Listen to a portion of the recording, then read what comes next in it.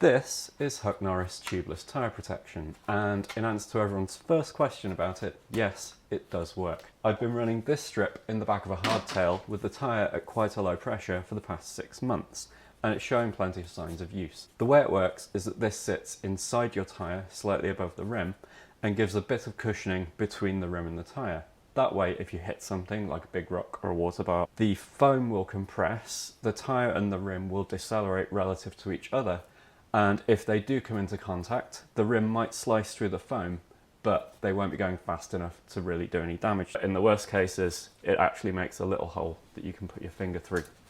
It comes packaged as 2 strips, and since I got hold of the first lot, they now do it in 3 different widths to accommodate different sizes of rim and tyre.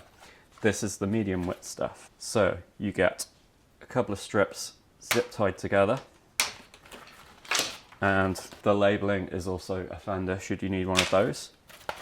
And on the end of one of the strips, some little Velcro zip ties. At the length it comes, it's cut to go in a 29er wheel, but you can see these other marks in the edge here where you can trim it down with a knife to fit in a 650B.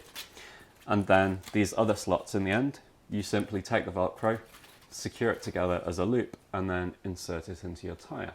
In using this, I also found that it makes it slightly easier to set up tubeless tyres. The width fills out the carcass slightly, and the bulk forces air back towards the tyre beads, making it just that little bit easier to inflate them. Compared to other tubeless protection systems on the market, Huck Norris is lighter and considerably cheaper, but it does also have a few drawbacks. One is that because it sits up inside the tyre carcass rather than directly on the rim, it doesn't lock the tyre beads in place, meaning that at low tyre pressures, you could still roll a tyre off the rim or burp air. The other is, of course, that it's a consumable product rather than a permanent or repairable solution. That means that after a season of riding or racing, there's every chance that you'll have to replace it with a new strip. The upside is that its simplicity means that this is really easy to work with. So if you're the rider who perhaps wants a bit of extra protection, but you also want to be able to change tyres easily to meet varying conditions, this might be the perfect solution for you.